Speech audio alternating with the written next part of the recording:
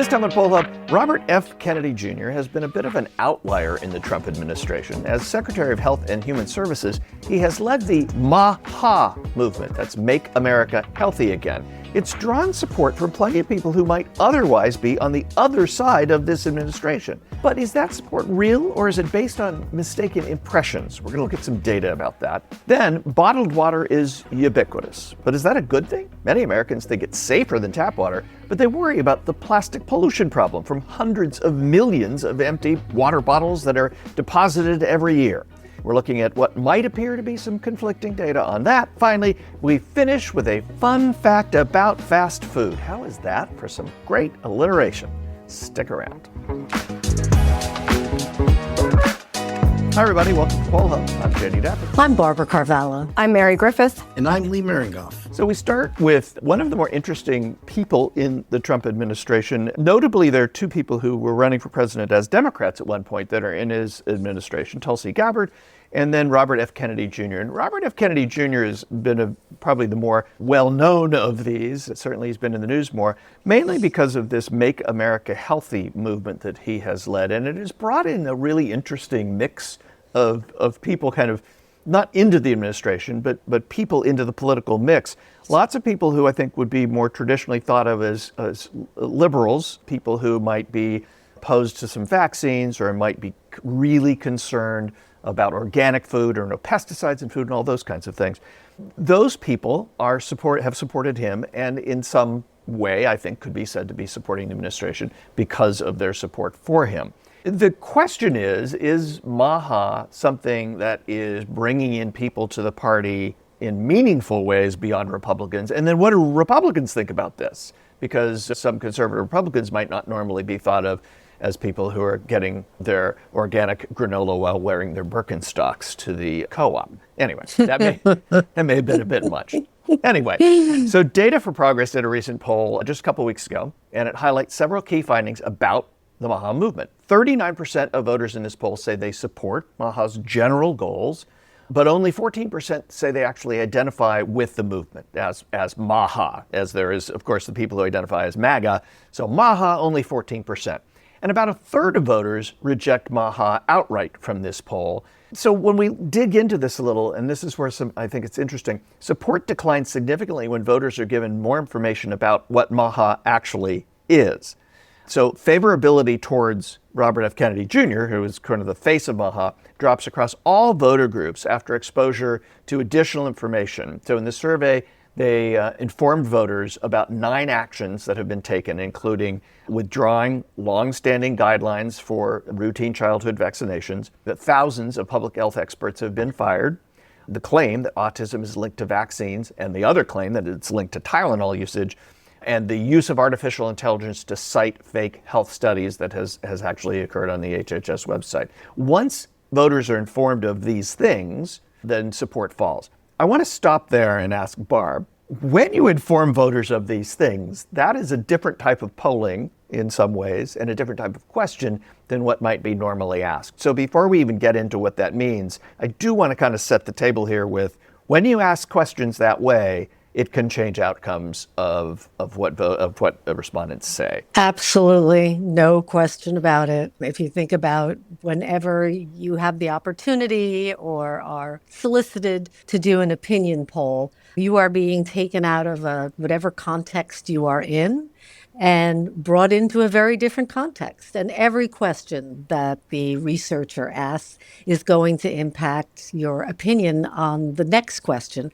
And I think that's really irregardless of whether you have a very strong opinion, particularly if the question asker is presenting a case, as in this instance, these were pretty substantial, almost thought of as things that you wouldn't do and were used against Robert Kennedy Jr. and his ability to do his job. So a number of the things that you have ticked off really are about what might be in the public realm, but certainly when you want to ask specifically about what people's opinions are on a particular topic, you want to keep the slate as clean as possible in the sense that you want the person to be responding with the information that they are aware of. So perhaps if they had asked the favorability rating of MAHA, it sounds like there is more of an issue simply with the name recognition of MAHA. I don't think that is something that has punched through publicly, despite the attempt to link it to the MAGA identity. So that you start right there with not a lot of people knowing about it, and then you would want to move to what they do know about it and to change the context, anything that would follow those questions. And I'm not familiar with the order that these questions were asked, but certainly anything that followed that barrage of what are considered mostly negative events and decisions would certainly be impacted. So to your point, Politico had done a poll on this very same thing, on MAHA, that was earlier in the month. So it was at the beginning of this month of April. In that poll, 52% of Americans say the federal government has not done enough to improve public health, which is one of the goals of MAHA. 62% of Republicans say that MAHA style ideas are actually part of the GOP's direction. 49% of Americans say they are generally sympathetic to MAHA's goals, again, without spelling out what they are. So doing what you're saying is with the information you have. And 44% of voters say MAHA is more of a political slogan than a real policy agenda, which gets to your point of maybe people don't really know that much about it. And the last number kind of reinforces that. And then, Lee, I want you to weigh in here. Only 1 in 4 voters say MAHA represents a clear, unified movement rather than a loose set of ideas. So in the context of this second Trump administration, MAHA is kind of a hanger-on, if you will, right? It's kind of aligned with MAGA, kind of, but not really. It brings some people to the party, but there's a lot of things that have been done that people don't seem to like. What's your take on the impact of this on the administration and on how Americans are thinking about it? Yeah, well, I think there's a lot to be unwrapped here. When you're talking about MAHA, you can't help but think of MAGA. I mean, so if you wanted to tag this with a different identity, you probably wouldn't be calling it anything with an MA something and another A. I would point out also, as you and Barb were talking about kind of questions and context and all that, I was wondering if you took out MAHA and put in Bill of Rights, whether we get very similar responses, because famously people say make the Bill of Rights great again. But people, think the Bill of Rights is awfully a positive thing until you get into the let's go to another one of them and let's get to number 4, let's get to number 5, and before you know it, the House collapses. So I react to this. Robert Kennedy, you in the intro said that he's interesting. He's probably the most controversial, or maybe Hegseth beats him to that. But right now I'd go with Hegseth. But yes, I agree with you. But he's out there, and then we're also thinking, we're coming off the COVID era, and so science took a hit during COVID, and I think a lot of what this is about, aside, some of it's pleasant, but a lot of it has an anti-scientific taste flavor to it. And that, I think, is very unfortunate. So when you get to the whole argument of vaccines, I can't help but think about the danger of people now having controversy over whether you really want to give or are required to give certain vaccines. We've put to bed a lot of diseases, and, we're hearing about some of them now coming creeping back. And so I think that when we start tinkering with slogans and, things about that have a scientific basis, I think we're going down a very slippery slope. And so I'm very, very concerned about this movement, whether it's seen as a loose configuration or a concise thing. I think it could be nice if this sort of went into the past. Well, hang on a second. I think one of the issues here also is how very important community and societal issues are getting wrapped up in a political debate. Yes. And so part of this is a redefinition of, what public health is and what government is allowed and thought should do, and the conflict between public health and individual freedom. And that has always been a trade-off, one that most societies have leaned on the side of the public health area because that society wants to sustain itself and move forward to the future.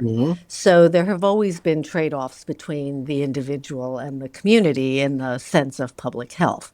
But I don't necessarily want to throw the baby out with the bathwater because if we focus only on the political debate, I think there are also parts of MAHA that are moving in the right direction. And Jay, you spoke about this, that, and the question being, is some of the things that are being done, particularly when it comes to food additives and snack additives, are those things that are actually bringing people into the Republican fold, or just creating a consensus over something that there is scientific evidence over?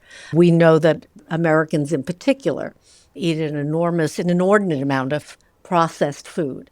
We have, the GLP-1s to address that, but there's probably a more fundamental solution, which is doing what a number of other countries around the world have done, which is get the corn syrup out of the products. Sugar is a detriment enough, but at least it's something that most people's bodies can process, unlike the other additives that have been added to snacks and food to make it taste better, last longer, and be more convenient. So I think in that sense, the MAHA movement I struggle to think of it as a movement because I don't think there is a collective like the MAGA movement. But I think there are pieces of this where we do have consensus, and to focus on the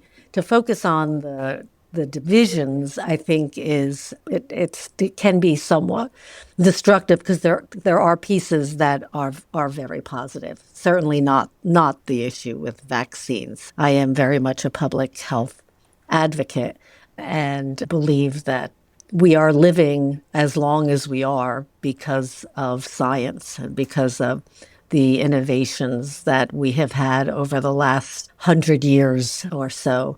And so to undermine that, even under the auspices of individual freedom, is concerning. And Lee, I think that's one of the disconnects that you're talking about is, so another poll from Politico from earlier this year, 46% of American adults say facts on vaccines are still up for debate. The number is, again, this has been shifting. COVID did a lot of this. 39% say the science on vaccines is clear and it's damaging to question it. So more people say the facts are for debate than the science on vaccines are clear. So when you talk about the vaccine thing or Tylenol linked to autism and stuff, I think that's one group of people who look at that and go, this is crazy. And then that same movement, if you want to call it a movement, says, but I don't think there should be as many pesticides in food, or I think we should have less processed food, or we should eat more whole foods. That's also part of what RFK Jr. is talking about. And that's where I think this disconnect is that's so interesting is, and that's where my question lies is, does this really bring anybody into a political movement, or is this outside of politics? This is a cultural thing that happens to have in the Venn diagram an overlap right now with some things in the Trump administration. But at the end of the day, the people are more driven by their political motivation. So at the end of the day, the people who might be marching on a No King's Day might also be buying Whole Foods and thinking Maha's right on that. But the people that are not marching and that are saying, Trump is great, may be anti-vax, for instance. Yeah. And I think, though, when you talk about Robert Kennedy and the Trump administration, I think the anti-vax sentiment is actually stronger and more politically identified, I should put it that way, than some of the things you've been talking about, the processing of food and healthy all that. Foods and I don't think because they haven't been even. In other words, there certainly has been much stronger policy, if you want to at least wrap it around that word, in terms of dismantling the health system.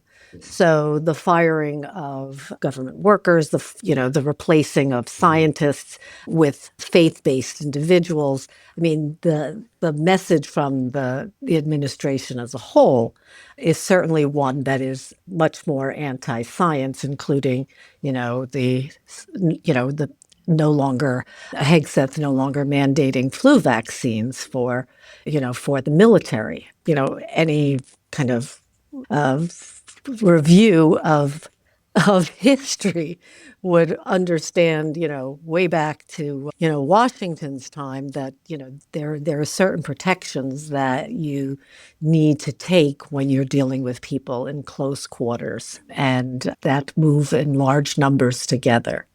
Yeah, I was thinking about also. I saw recently Neil deGrasse Tyson talking about a topic related to this, and I am a definite adherent to everything he says. So let me get that put that card out. Everything. Every Wow. every That single sounds fold. that sounds pretty I broadly. don't know whether he's a Yankee fan or not, but I suspect he might be. In any case, he was talking about for the first thousands of years of civilization, the average life expectancy pretty much stayed at 30. Now that doesn't mean everybody died when they were 30. You had younger and older people, but and then during the 1800s, it went to 35. And then since then, it's pretty much doubled. And the answer for him is science and the kinds of things like antibiotics and vaccines and the like that have really changed starting in the 1900s life as it was. And he does then, with somewhat tongue in cheek, point out that during the first couple hundred years, 1,000 years early on, before the science, and medicine took hold, the water was clean, the air was clean. Last year, the water was pure, the air was clean, the food didn't have any processing in it, and people were dying at an average of 30. So clearly, there's more to this, and that is the Neil deGrasse Tyson take on it. Let me finish this segment just by noting that there have been recent reports of MAHA influencers feeling betrayed by the administration, or at least by the HHS, specifically, Barbara, around these issues about healthy food and pesticides and stuff, because they have not pushed through some of the things that the MAHA movement had hoped for in terms of that. They had kind of the claim is, they caved to industry. So I do think we're talking about this at a time when there may actually be some fracturing along these lines of exactly what you talked about. The science stuff has been, or the anti-science stuff has been notably pushed and has been acted upon. And eating, more beef tallow has been a suggestion, but it hasn't been, a mandate, or removing pesticides hasn't actually been something that's been enacted. So I do think things are changing, and this story may be very different in another 6 months. So, on somewhat of what may seem like a related topic, bottled water is also a question that we're going to talk a little bit about today. Americans are simultaneously worried about what is in their water and what their water bottles are doing to the environment. And the data shows both concerns are widespread and very genuine. Drinking polluted water ranks as the top environmental concern in America. Now, mind you, this is above climate change. Plastic pollution is actually not far behind, with 3/4 of Americans expressing concern and strong majorities supporting policies to reduce it. Yet our behavior has changed very slowly.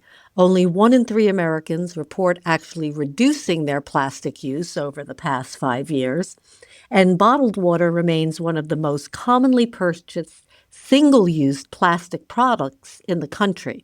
Now, this is outpacing, those sugary soda drinks that you think of as well. And the result is a public that really holds two deeply felt concerns that pull in opposite directions and has not yet found a way to fully reconcile them. Let me just present some of the data here. We have a Gallup environment poll that was done in 2024. At that time, 56% of Americans said that they worry a great deal about the pollution of drinking water. Let me emphasize that. A great deal. That in the survey lingo is called top box. You have a majority of people selecting the top box about pollution in their drinking water. And this has ranked as the top environmental concern, above those other issues about pollution, air pollution, climate change. In Gallup's annual tracking, over the last 2 decades, people worry about water pollution regardless of party. It crosses party lines more than almost any other environmental issue, which makes a lot of sense. You have 68% of Democrats who worry a great deal and 58% of independents. Certainly, Republicans, it is less, but still a plurality of concern. 42% of Republicans worry a great deal. Now, mind you, this isn't just worry. Again, this is the top box. And this is still the highest level of concern that Republicans express on any environmental issues. And I also think to a certain degree, there's probably some geographic issues here as well. Republicans generally tend to live in more rural areas, are more likely to be drinking water that is local to them in terms of wells, as opposed to town and city water distributions. So there may be some other intervening factors here than just party. However, again, just remember, this is a great deal, and I think that is very significant. Now, bottled water, some of the numbers that look at bottled water, although there is some distrust to the news that we have seen, particularly with regard to plastics, not only on how they affect the environment, but perhaps ourselves as well. But convenience is actually the most common reason for purchasing, according to a Statista consumer survey in 2023. 25% say they do not trust their tap water to be safe, and that is another reason why people purchase bottled water. But this has been, as we do note the contradiction between people's feelings about the environment and how that measures up against the issue of both pollution and plastic, so they kind of go hand in hand. But if drinking water pollution is Americans' top environmental concern, why does it receive such less sustained attention than, we'll say, something like climate change? I mean, we've seen some intensity. So when there are communities that have some kind of pesticide or toxin or lead in their water, it rises to the top of news interest.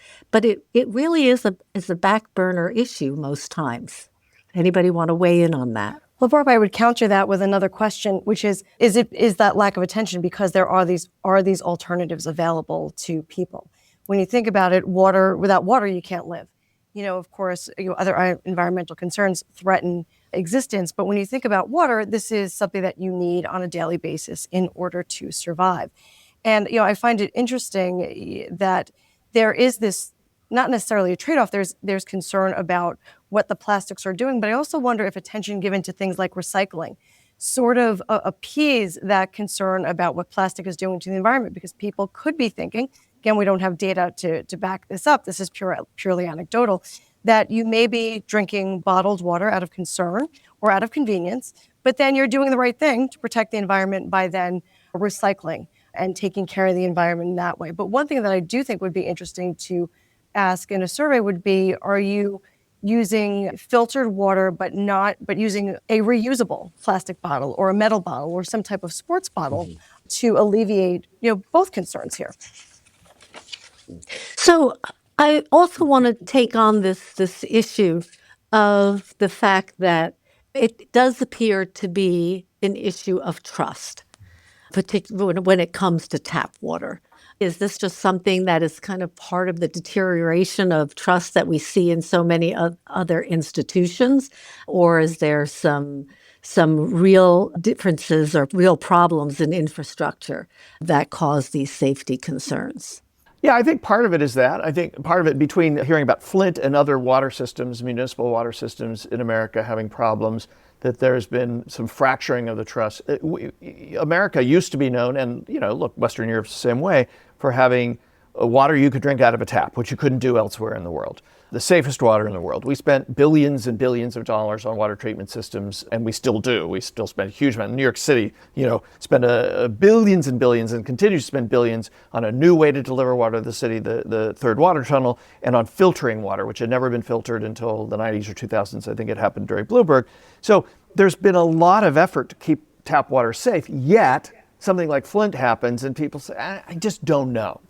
So I do think it's interesting that in surveys, though, that one of the surveys that we had found about this kind of an indication of the trust in this is that when you looked at how they drank water, so the question was asked by CBS News in 2019, what kind of water do you normally drink at home?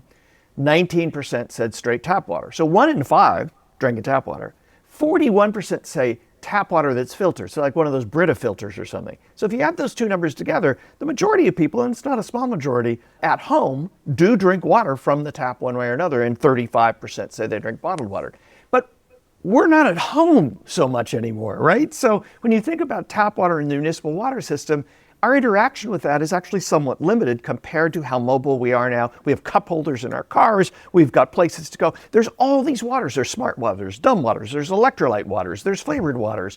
There's so much that has become kind of normalized in terms of the way that we drink water and consume water that is not just a question of tap or bottled. And I think that has a lot to do with why bottled water is A, more popular, and B, seen as a better choice when you ask people about tap water. I don't think people think about tap water in the same way that people did maybe 50 years ago when you walked into a store and there weren't 10,000 types of waters that you could choose out of the cooler and start drinking.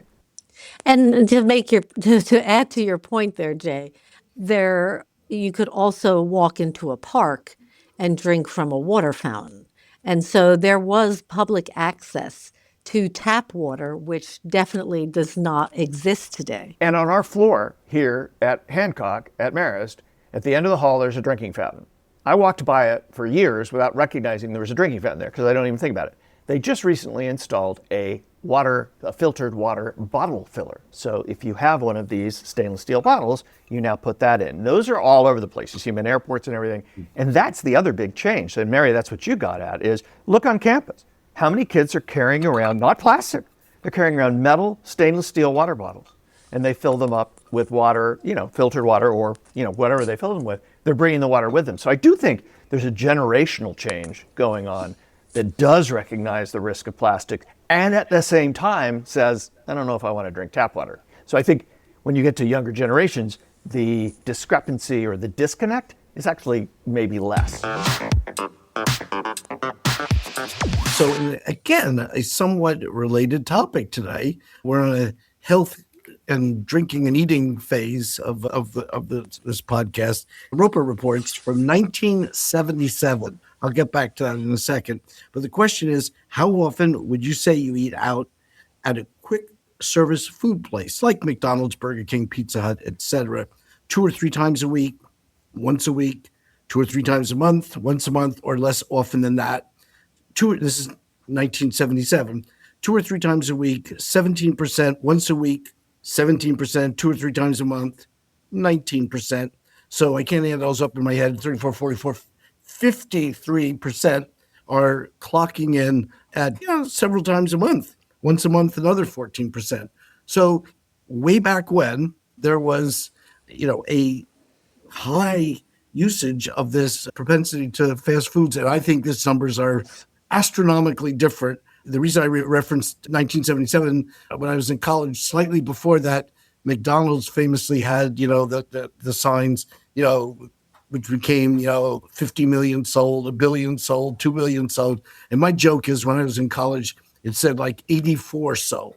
And that I was responsible for probably 30 of those 84. Oh, come on. There were already billions and billions of sold by then. No. It was very, Hundreds of millions? I saw, a couple million maybe. I think 2 million and went to 3 when I enrolled. No, anyway, not in the 70s. McDonald's been around longer than that. Okay, some of you folks have strong feelings about fast food, and some of you have stronger feelings about why you need to have fast food once in a while. Well, wait a second. How often do you eat at one of these places nowadays? Yes and no. I have been doing the Ozempic kick lately, so I've been, a little bit less reluctant. I, in my youth, up until about 2 years ago, was probably doing You've redefined youth. I appreciate that. three From a times, personal perspective, I appreciate that. maybe 3 times a week, and now I'm probably less now, but I still find myself somewhat like a magnet being pulled to that arch or to Arby's, which has, after all, the meats. Not quite sure what that means, but anyway. All right, someone else save me here. Jay, you've already entered into this. Oh, I thanks. assume you're a connoisseur of Oh, yeah. fast food because you are so into the haute couture. Sure. Haute couture is fashion, but sure, haute cuisine would be, I think, what you're looking for. Yeah, it's okay. I knew you'd bail me out one way or the other. It's haute something. The last time, we were just talking about this. The last time I ate at McDonald's was in 2000 or 2004 in the New Hampshire airport because I had to fly out of the primaries to get, I think we were going directly to South Carolina, and it was like a 6:30 a.m. flight, and the only thing open in the restaurant was McDonald's. So it was either 2000 or 2004. That was the last time I ate at McDonald's, or really any fast did you food. like it? But what's interesting, it was the breakfast. I don't even remember. How would I remember? Anyway, I think what's interesting about this is that in 1977, the restaurants they named all still exist, but it's totally different, the world of restaurants. Like, would you consider Subway fast food? Would you consider Chipotle fast food? If you added in all of the kind of fast casual, which are still just fast food restaurants, but are healthier options and all that, I think the numbers would be higher. I don't think they'd be lower. That would be my prediction. Absolutely. Mary, how's life in Griffith, though?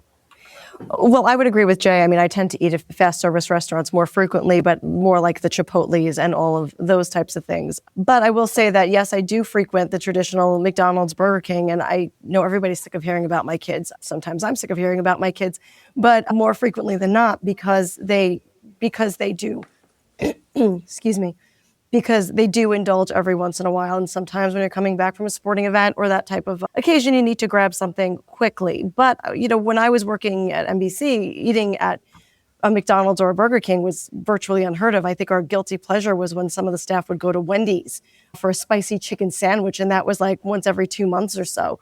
So, there's a disconnect between what I'd like to be doing and what just sometimes convenience, necessitates. You're working so hard at NBC. I barely ever saw you eat anything. I mean, you were just at your desk. Barb, why don't you jump in and then we'll go to the next generation. Well, no, what I think, one observation is that fast food back in the 70s was both fast and fairly inexpensive. In other words, it was a night out with the family that was relatively affordable. Yeah. So it was really a different experience. And I remember a fast food restaurant that was in our local area that no longer exists, but was comparable to McDonald's, called Carol's. And we would go to Carol's, and it looked like, a kind of ice cream places that you might know of in the summertime, the drive-ups that you would frequent. And so that was a really exciting thing to do as kids. And we'd get a milkshake and a burger and French fries, and that was considered a treat. I think what's really changed is the fact that, as we've noted earlier also in this podcast, is that we're always moving from here to there and there to here, and convenience is certainly important, but certainly the prices have changed and the menus. So a lot has changed as well. All right, let's go to Cassidy and Tommy. Is this all fiction for you guys, or are you beating the path to McDonald's, etc.? Yeah, I mean, I eat out like every single meal. So like I haven't cooked once this year. So a lot of it is fast food. But yeah. Are you on the meal plan here, Tommy? No, I'm not. I haven't gotten any meal money. I just kind of eat like Chipotle, like Wingstop, a bunch of fast food restaurants. But it's bad, it's expensive, but it's just the thing with time. There's no time to cook. I'm a little surprised at that. I was thinking I was going to get a very, very different answer from you. Not a steady diet of all that is only going to get you down the road. So maybe Cassidy can help us with this Save generation. me, Cassidy. Are you different? Do you do what Tommy does? I would say Tommy and I actually have two very different perspectives because I Yes. live on campus. So I have the like dining dollars. So I would say actually almost everything I eat is technically fast food because everything is fast. You order it and it's immediately ready. So it's like what Jay said with the different definitions. But classic like McDonald's. Yeah, I what have a about in the hatred- summer? Like when you're not on campus? Do you go to these? I live in a small town, so not typically unless like we're coming back from vacation. But I mean, my mom's a big home cooker, so almost every single meal is homemade, which is amazing. Wow. I know, it's amazing. When are we But being invited over? I know. Now I'm thinking about it, but it's Very subtle, interesting. Barb. Very subtle. With Thank with you. dining halls, you order it and it's immediately ready, or you go to the actual dining hall, you pick up the food and eat. So I would say almost everything I eat, not necessarily that it's like greasy fast food, but it is legitimately fast. And then maybe once a week we go to a slow food place where you sit down at a restaurant and you get your food after ordering. It is a temptation because it tastes good. They're made that way, and they're relatively less expensive. I think it's all changed. But Well, yeah, well, as I've always said, my favorite meal is served. served. Yeah, yeah. Or reservations, one or the other. Served, you like. I will end this segment by just mentioning how marketing affects all this. I can still think of grabbing a bucket and mop, and I don't know what that had to do with McDonald's, but that was their theme song way back when. I won't sing, Jay, relax. But I will say that marketing is not without its errors, because my mother-in-law famously was once going to McDonald's, which she did not frequent, and ordered a hot dog. And we'll leave it at that.